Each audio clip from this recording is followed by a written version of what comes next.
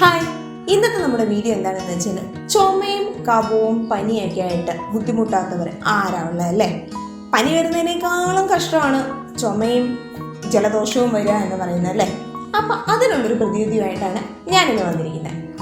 അപ്പം ഞാൻ നിങ്ങളോട് പറയാൻ പോകുന്ന ഒരു 4 സ്റ്റെപ്പ് കാര്യങ്ങളാണ്. അപ്പോൾ ഈ 4 സ്റ്റെപ്പ് കാര്യങ്ങൾ നമ്മളൊന്ന് ശ്രദ്ധിച്ചു കഴിഞ്ഞ് കഴിഞ്ഞാൽ നമുക്ക് എത്രയും പെട്ടെന്ന് മരുന്നൊന്നും എടുക്കാതെ തന്നെ നമുക്ക് നമ്മുടെ കോൾഡും ചുമയും ഒക്കെ നമുക്ക് മാറ്റിയെടുക്കാവുന്നതാണ്. അപ്പോൾ അതിൻ്റെ സ്റ്റെപ്പ് 1 എന്ന് പറയുന്നത് നമ്മൾ രാവിലെ എഴുന്നേറ്റതിന് ശേഷം, അതായത് ബ്രേക്ക്ഫാസ്റ്റിന് തൊട്ട് മുമ്പായിട്ട് നമുക്കൊരു ഡ്രിങ്ക് പ്രിപ്പയർ ചെയ്യാനുണ്ട്. അപ്പം ആ ഡ്രിങ്ക് നമുക്കൊന്ന് കണ്ടാലോ? അപ്പം നമ്മുടെ ഡ്രിങ്കിന് വേണ്ടി ഇനി 2 കപ്പ് വെള്ളം നമുക്ക് വേണം.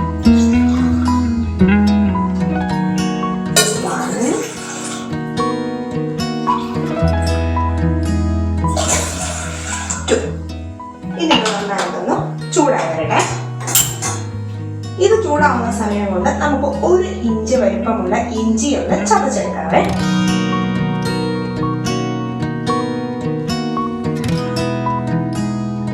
ഇത് ചൂടായി തുടങ്ങിയിട്ടുണ്ട്. തിളക്കുന്നതിന് മുമ്പ് ഞാൻ ഈ ഇഞ്ചി ഇതിലോട്ട് ഇട്ട് കൊടുക്കുകയാണ്. അതേപോലെ തന്നെ ഒരു 1/2 ടീസ്പൂൺ നമ്മൾ കുരുമുളക്,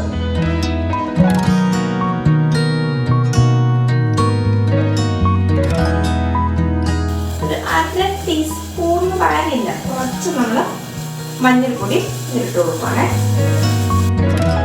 ഇനി ഇതൊരു 10 മിനിറ്റ് ലോ ഫ്ലെയിമിൽ കിടന്ന് നന്നായിട്ട് തിളക്കട്ടെ. നിങ്ങളിത് അടച്ചു വയ്ക്കുക, കാരണം ഇതിന്റെ സത്തൊന്നും പുറത്തോട്ട് പോകാതിരിക്കാൻ വേണ്ടി. ഈ സമയം കൊണ്ട് നമുക്ക് പോയിട്ട് നമുക്ക് ചെയ്യാനുള്ള പ്രാഥമിക കാര്യങ്ങളൊക്കെ ഉണ്ടല്ലോ, അതൊക്കെ നമ്മൾ ചെയ്തിട്ട് തിരിച്ചു വരിക. അപ്പോഴേക്കും ഇത് കറക്റ്റായിട്ട് ബോയിലായി റെഡി ആയിട്ടുണ്ടാവും.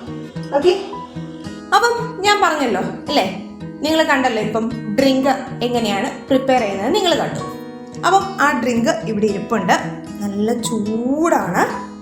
ഇത് നിങ്ങൾ എങ്ങനെയാണ് കുടിക്കേണ്ടതെന്ന് വെച്ച് കഴിഞ്ഞാൽ ചൂടോടുകൂടി തന്നെ, അതായത് ഒത്തിരി ചൂടിലല്ല, കുറച്ച് ചൂട്, നമുക്ക് സിപ്പായിട്ട് കുടിക്കത്തില്ലേ നമ്മൾ, അങ്ങനെ നമ്മൾ പതുക്കെ ഈ ഡ്രിങ്ക് നിങ്ങൾ കുടിക്കുക. ഇത് കുടിച്ചതിന് ശേഷം 1 മണിക്കൂർ നേരത്തേക്ക്, ഞാൻ അങ്ങോട്ട് മാറ്റി വെക്കുകയാണെ, ഭയങ്കര ചൂട്, 1 മണിക്കൂർ നേരത്തേക്ക് നിങ്ങൾ ബ്രേക്ക്ഫാസ്റ്റ് കഴിക്കരുത്. കാരണം അതിൻ്റെ ബെനിഫിറ്റ്സ് നിങ്ങൾക്ക് കിട്ടണമെങ്കിൽ നിങ്ങൾ ബ്രേക്ക്ഫാസ്റ്റ് 1 മണിക്കൂർ ശേഷം, 1 മണിക്കൂർ കഴിഞ്ഞതിന് ശേഷം നിങ്ങൾ കഴിക്കാൻ പാടുള്ളൂ. അപ്പോൾ ഈ 1 മണിക്കൂർ കൊണ്ട് നമുക്ക് ചെയ്യാവുന്ന സ്റ്റെപ്പ് 2 ആയിട്ടുള്ളൊരു കാര്യമുണ്ട്. അത് മറ്റൊന്നുമല്ല, സ്റ്റീം ചെയ്യാം. നമ്മൾ തലയൊക്കെ കവർ ചെയ്ത് ഹോട്ട് വാട്ടർ എടുത്ത് നമ്മൾ സ്റ്റീം ചെയ്യാം. അപ്പോൾ സ്റ്റീം ചെയ്യുമ്പോൾ നിങ്ങൾ പ്രത്യേകം ശ്രദ്ധിക്കുക, നിങ്ങൾ ഫാൻ ഓഫ് ചെയ്യണം.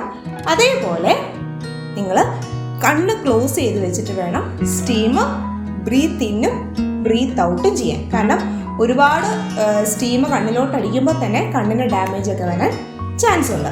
അപ്പം നമ്മൾ ഈ സ്റ്റീം എടുക്കുമ്പോൾ ഒരു 2 to 3 മിനിറ്റ്സ് നമ്മൾ നന്നായിട്ട് സ്റ്റീം ചെയ്യണം. എന്നിട്ട് നമ്മളൊന്ന് റെസ്റ്റ് ചെയ്തതിന് ശേഷം വീണ്ടും നമ്മൾ സ്റ്റീം എടുക്കുക. അങ്ങനൊരു 10-15 മിനിറ്റ് നമ്മൾ കണ്ടിന്യൂസ് ആയിട്ട് ഈ സ്റ്റീം എടുക്കുക. ഓക്കെ, അപ്പോൾ ഇത്രയും കാര്യങ്ങളാണ് സ്റ്റെപ്പ് 2. ഇനി സ്റ്റെപ്പ് 3 എന്ന് പറയുന്നത് നമ്മൾ ഈ കോൾഡ്, അതായത് തണുത്ത ഫുഡ് ഐറ്റംസ് നമ്മൾ ഈ സമയത്ത് ഒഴിവാക്കുക. അതേപോലെ നമ്മൾ മാക്സിമം ചൂടുവെള്ളം കുടിക്കുക, ചെറിയ സൂര്യപ്രകാശം നമ്മൾ കൊള്ളുക. അതേപോലെ നമ്മൾ ബാത്ത് എടുക്കുമ്പോൾ ഒരിക്കലും ഹോട്ട് വാട്ടർ ബാത്ത് എടുക്കരുത്.